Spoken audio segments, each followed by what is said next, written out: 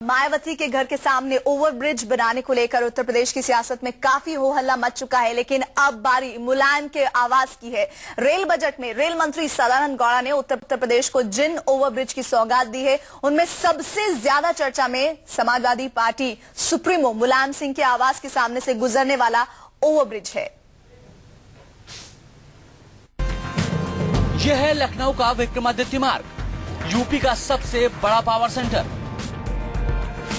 यहीं पर है एसपी सुप्रीमो मुलायम सिंह यादव का आवास। लेकिन इस आलीशान बंगले की खूबसूरती पर ग्रहण लगाने की पूरी तैयारी की जा चुकी है। कम से कम समाजवादी पार्टी के नेताओं का तो कुछ ऐसा ही मानना है। लखनऊ में बंगलों की शान में गुस्ताखी का कोई नया मामला नहीं है। खुद अखिलेश सरकार ने अपने पहले ही बजट में पूर्व मुख्यमंत्री मायावती के बंगले के सामने ओवरब्रिज बनाने का प्रावधान कर दिया था, जिसे मायावती ने बदले की कार्रवाई करार दिया था। लेकिन तब समाजवादी खेमे से कहा गया कि जनता कई सालों से इस पुल की मांग कर रही थी और जनता की तकलीफों को दूर करने के लिए ये पुल बेहद जरूरी था। लेकिन मायावती के बंगले की खूबसूरती पर ग्रहण लगने के बाद चर्चा गर्म हो गई है कि जब मायावती की सरकार आएगी तो मुलायम के घर के बाहर भी पुल जरूर बनेगा।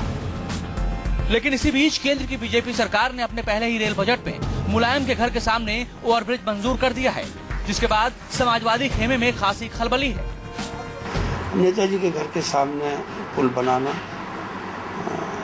और प्रदेश में कहीं और न बनाना, तो निश्चित रूप से इसमें जो भावनाएं हैं वो विकास की नहीं है, लोगों को सहूलियत देने की नहीं, भावनाएं कुछ और हैं। समाजवादी नेता चाहे जो दलील दें, लेकिन सच्चाई यही है कि दिलकुशा कॉलोनी और विक्रमादित्य मार्ग के बीच ये रेल लाइन लोगों के लिए परेशानी का सबब है, जिसकी वजह से लोगों को रेलवे ट्रैक पर फाटक बंद होने पर कई किलोमीटर का चक्कर लगाना पड़ता है।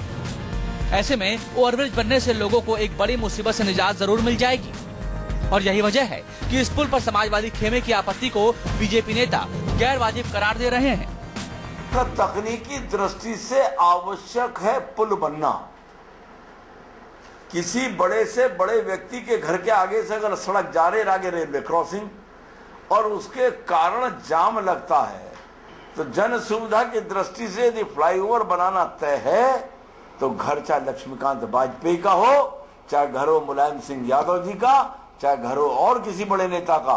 जब लता मंगेशकर जी के घर के आगे बंबई में फ्लाईओवर बन गया तो मैं नहीं समझता तकनीकी दृष्टि से आवश्यक हो तो बनना चाहिए।